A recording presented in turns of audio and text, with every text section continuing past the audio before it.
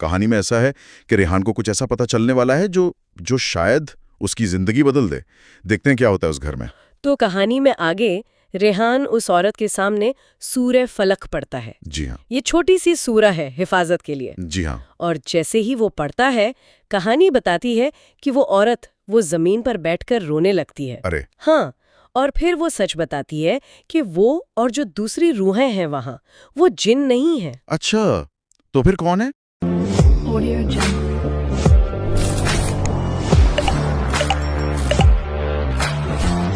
آج ہم جناتوں کی قید اور توبہ کی طاقت کہانی کے دوسرے حصے پر بات کر رہے ہیں. جی. پچھلے حصے میں دیکھا تھا کہ ریحان ایک عجیب خواب کے بعد اس ڈراونے گھر تک، لال کھڑکیوں والے گھر تک پہنچ گیا تھا. ہاں، اور وہاں اسے وہ جنی جیسی عورت ملی تھی جس نے چیتایا تھا کہ بھئی توبہ کر لو ورنہ انجام برا ہوگا. بالکل.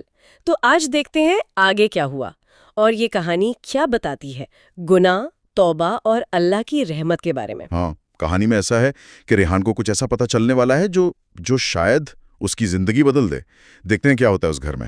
تو کہانی میں آگے ریحان اس عورت کے سامنے سورہ فلق پڑھتا ہے. جی ہاں. یہ چھوٹی سی سورہ ہے حفاظت کے لیے. جی ہاں. اور جیسے ہی وہ پڑھتا ہے کہانی بتاتی ہے کہ وہ عورت وہ زمین پر بیٹھ کر رونے لگتی ہے. ارے ہاں، اور پھر وہ سچ بتاتی ہے کہ وہ اور جو دوسری روحیں ہیں وہاں وہ جن نہیں ہیں. اچھا، تو پھر کون ہے؟ وہ کہتی ہے کہ یہ ان انسانوں کی روحیں ہیں جنہوں نے اس گھر میں رہتے ہوئے نماز چھوڑ دی تھی، حرام کاموں میں لگے ہوئے تھے، اللہ کی نافرمانی کی. اور سزا کے طور پر ان کی روحیں اسی گھر میں قید ہو گئیں. یہ تو بہت سنجیدہ بات ہے. گناہوں کی سزا موت کے بعد بھی. جی بالکل، کہانی یہی دکھا رہی ہے.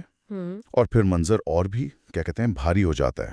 کیسے؟ چاروں طرف سے اور روحیں دکھنے لگتی ہیں، بچے، بوڑھے، عورتیں، سب کے سب. ہاں، اور سب بس ایک ہی فریاد کر رہے ہیں کہ ہمیں رہا کر دو، اللہ سے معافی دلوا دو.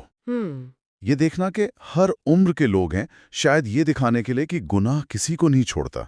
یہ سب دیکھ کے ریحان کا دل وہ ایک دم ہل جاتا ہے. اور شاید یہیں اس کے دل میں وہ سچی توبہ کا جذبہ آتا ہے، کہانی کا اہم موڑ. بالکل صحیح. یہیں سے چیزیں بدلتی ہیں. اور وہ پھر فوراً کچھ کرتا ہے. کیا کرتا ہے؟ کہانی کے حساب سے وہ گھر کے کونے میں ایک مٹی کا گھڑا دیکھتا ہے، اس سے وضو کرتا ہے. اچھا، وضو، نماز سے پہلے پاک ہونے کا طریقہ. جی. اور پھر وہ 2 رکعت توبہ کی نماز پڑھتا ہے. خاص نماز اللہ سے معافی کے لیے. تو اس نے اپنی غلطی مانی، اللہ سے معافی مانگی، پھر ان روحوں کے لیے کیا کیا؟ ہاں، نماز کے بعد وہ پوری شدت سے اور اونچی آواز میں قرآن کی کچھ خاص آیاتیں پڑھنا شروع کرتا ہے. کون سی آیتیں؟ جیسے سورہ بقرہ کا کچھ حصہ ہے، سورہ فلق، سورہ ناس. یہ دونوں بھی حفاظت کے لیے. اور آیت الکرسی. آیت الکرسی، ہاں، یہ تو بہت طاقتور مانی جاتی ہے. جی ہاں، اور اس کا اثر وہ فوراً ہوتا ہے. زبردست. کیا اثر ہوتا ہے؟ گھر کی دیواریں وہ ہلنے لگتی ہیں، اور وہ جو بھیانک لال روشنی تھی نا، ہاں، وہ نرم سفید روشنی میں بدل جاتی ہے. واہ. اور پھر وہ ساری روحیں، وہ قیدی روحیں ایک ساتھ اللہ اکبر کہتی ہیں. اللہ اکبر. اور آسمان کی طرف چلی جاتی ہیں. واہ. انہیں آزادی مل جاتی ہے. کس کی وجہ سے؟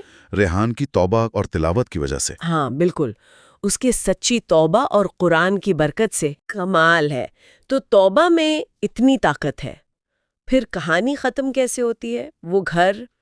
یہی تو ایک اور حیران کرنے والی بات ہے. صبح ہوتی ہے، ریحان کی آنکھ کھلتی ہے، اور وہ ڈراونا گھر ہے ہی نہیں وہاں. غائب. تو پھر کیا ہے؟ اس کی جگہ ایک ہرا بھرا خوبصورت میدان. ارے واہ، یہ تو بالکل جیسے گناہ مٹا تو برائی کی جگہ بھی مٹ گئی. ہاں، شاید یہی مطلب ہے، ایک نئی پاک شروعات. اور ریحان، اس پر کیا اثر ہوا اس سب کا؟ ریحان وہ تو پوری طرح بدل گیا. واپس محلے گیا اور لوگوں کو وہی پیغام دیا جو اس نے سیکھا تھا. کیا پیغام؟ اس نے کہا کہ دیکھو، گناہ انسان کو شیطان سے بھی برا بنا سکتا ہے، لیکن سچی توبہ وہ اسے فرشتوں سے بھی اونچا درجہ دلا سکتی ہے. بہت خوب. اور اس دن کے بعد وہ نہ صرف خود نیک راستے پر چلا، بلکہ اس نے فیصلہ کیا کہ وہ دوسروں کو بھی گمراہی سے نکالنے کی کوشش کرے. تو اگر ہم پوری کہانی کا نچوڑ دیکھیں، یہ یہی ہے کہ اپنے دینی فرض چھوڑنا، گناہ کرنا، اس کے انجام بہت برے ہو سکتے ہیں، روحیں تک قید ہو سکتی ہیں. صحیح کہا.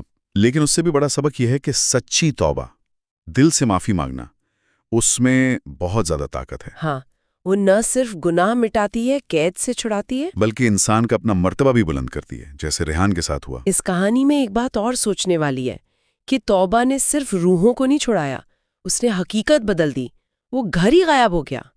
یہ نقطہ بہت گہرا ہے۔ کیا یہ دکھاتا ہے کہ ایمان اور توبہ میں اتنی شکتی ہے کہ وہ صرف اندرونی نہیں، باہری حقیقت، نیگیٹیوٹی اس کو بھی بدل سکتی ہے؟ یہ سوال کہانی ہمارے لیے چھوڑ جاتی ہے نا، کہ آستھا کس حد تک حقیقت پر اثر ڈال سکتی ہے۔ جی بالکل، سوچنے کے لیے ایک اہم بات۔ اگر آپ کو یہ ویڈیو پسند آئی ہو تو اسے شیئر کریں اور اسلامی نصیحتوں کے لیے سبسکرائب کریں محمد طالب 786 1 کو۔